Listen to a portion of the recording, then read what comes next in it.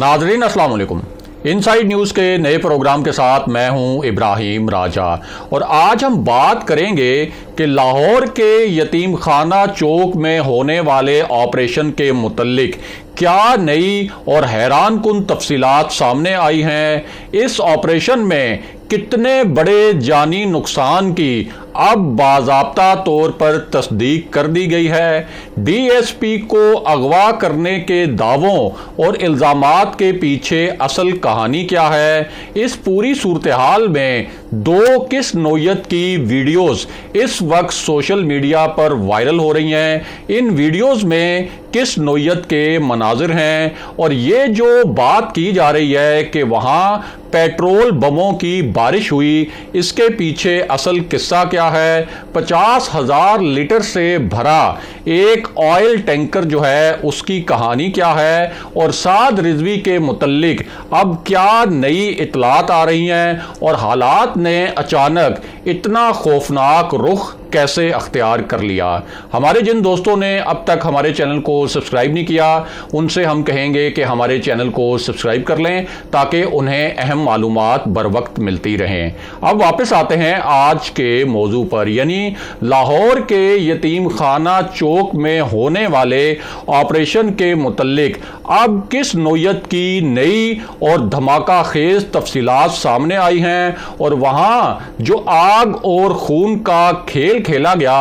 उस खेल में कितने बड़े जानी नुकसान की अब बाज़ाब्ता तौर पर हुकूमती सतह पर तस्दीक कर दी गई है। और साथ ही आपको यह भी बताते हैं कि एक डीएसपी को मुबैना तौर पर अगवा करने की जो कहानी है इसके पीछे असल मुहर्रिकात क्या हैं। तो सबसे पहले आपको बताएं कि ये जो डीएसपी का मामला है इसके मुतल्लिक जो हुकूमत ने दावा किया है और जो इल्ज़ाम लगाया है वो इल्ज़ाम क्या है और इसके ऊपर जो एक जवाब आया है और उस जवाब में जो दो दलाइल पेश किए गए हैं उन दलाइल के मुतल्लिक भी आपको आगाह करते हैं। तो मामला यह है कि हुकूमत का कहना यह है कि आज सुबह पेट्रोल बमों और तेज़ाब की बोतलों से लैस कुछ ऐसे जत्थे जिनके मुतल्लिक हुकूमत ने ये अल्फाज इस्तेमाल किए हैं कि ये मुतशद्दिद जत्थे थे, इन्होंने नवाकोट पुलिस स्टेशन पर हमला किया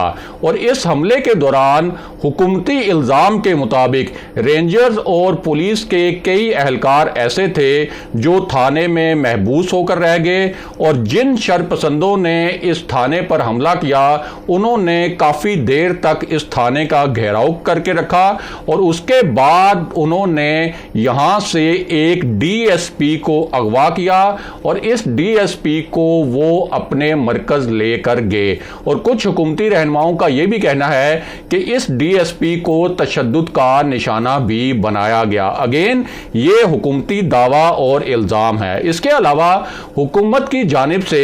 एक और बड़ा इल्ज़ाम ये भी लगाया गया कि ये जो अरकान थे तहरीके लब्बैक के जो एहतजाजी मुजाहिरीन थे जिन्होंने मुबैना तौर पर थाने पर हमला किया, ये वहाँ से 50,000 लीटर वाला एक ऑयल टैंकर भी अपने साथ ले गए। इसके साथ साथ ये दावा भी किया गया कि ये जो मुबैना हमला हुआ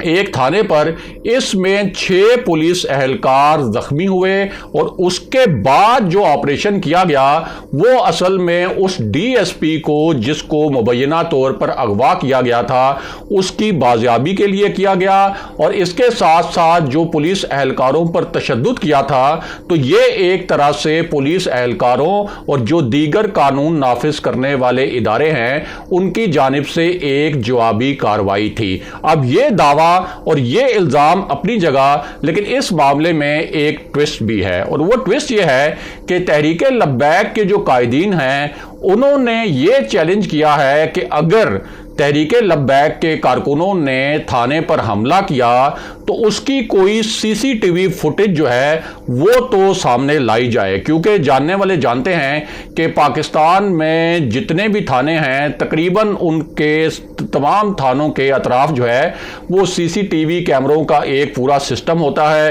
کیونکہ جس طرح سے پاکستان پولیس کو دہشت گردی کا سامنا رہا ہے تو اس پوری صورتحال میں یہ اسپیشل ڈائریکٹیوز جاری ہوئے تھے کہ ایک CCTV کا جو پورا نظام ہے، اور خاص طور پر لاہور جیسے شہر میں تو یہ پاسبل ہی نہیں ہے، یہ ممکن ہی نہیں ہے کہ ایک تھانے کے اطراف جو ہے وہاں CCTV فوٹیج کا کوئی نظام نہ ہو۔ تو تحریک لبیک کے قائدین کا کہنا ہے کہ اگر ہمارے مظاہرین نے حملہ کیا ایک تھانے پر، وہاں سے DSP کو اغوا کیا، وہاں انہوں نے رینجرز کے اہلکاروں کو اگر محبوس کیا، اور وہاں سے پھر ایک 50,000 لیٹر تیل والا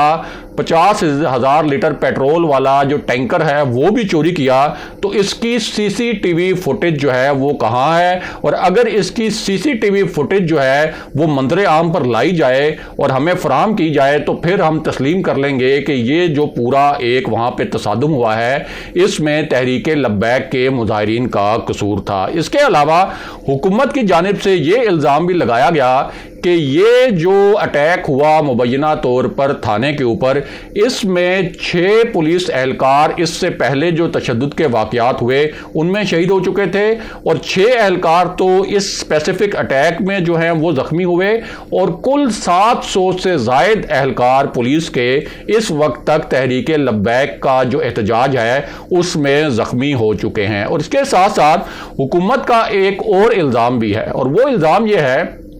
کہ جو آئل ٹینکر تھانے سے چرایا گیا تھا مبینہ طور پر، اس میں سے آئل نکال کر اور پیٹرول نکال کر تحریک لبیک کے جو کارکن ہیں وہ پیٹرول بم بنا رہے ہیں، اور پولیس پر اور دیگر قانون نافذ کرنے والے اداروں پر ان پیٹرول بموں سے حملے کیے جا رہے ہیں۔ اور یہ جو پوری جھڑپ ہوئی نئی، اس میں یہ دعویٰ کیا گیا اور یہ الزام لگایا گیا کہ پتھراؤ اور پیٹرول بموں کے حملوں میں 15 پولیس اہلکار جو ہیں وہ زخمی ہوئے۔ اب یہ دعوے اور یہ الزامات جو حکومت کے ہیں یہ تو اپنی جگہ، لیکن سوشل میڈیاز پر جو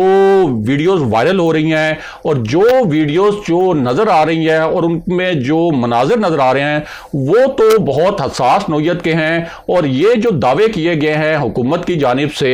ان دعووں کے بالکل برعکس ہیں، کیونکہ فائرنگ کی جو ویڈیوز سامنے آئی ہیں، اس کے علاوہ کچھ ایسی ویڈیوز بھی سامنے آئی ہیں جن میں دیکھا جا سکتا ہے کہ بہت سی بلٹس، بہت سی گولیاں جو ہیں وہ مختلف مقامات پر بکھری پڑی ہیں۔ اس کے علاوہ جو شیلنگ کی ویڈیوز نظر آئی ہیں اس میں تو بظاہر یہی نظر آ رہا ہے کہ یہ جو آپریشن ہے اس میں جو شیلنگ وغیرہ کی جا رہی ہے وہ قانون نافذ کرنے والے اداروں کی جانب سے کی جا رہی ہے، اور اس کے ساتھ ساتھ یہ بھی نظر آ رہا ہے کہ تحریک لبیک کے کارکن جو ہیں اس میں زخمی ہوئے ہیں، اور کچھ کارکن تو جاں بحق ہوئے ہیں۔ ان کی تفصیل بھی تھوڑا آگے چل کر آپ کو بتاتے ہیں، لیکن اب تک حکومت کی جانب سے یہ جو تازہ ترین جھڑپ ہوئی ہے اور یہ جو تازہ ترین تصادم ہوا ہے، اس حوالے سے اب تک ایک ویڈیو بھی اب تک سامنے نہیں آئی کہ جس میں یہ دیکھا جا سکتا ہو کہ تحریک لبیک کے جو کارکن ہیں انہوں نے کوئی تھانے پر حملہ کیا، یا جو دعویٰ کیا گیا کہ DSP کو 5 منٹ تک گھسیٹا گیا، نہ تو اس کے متعلق کوئی ویڈیو ہے۔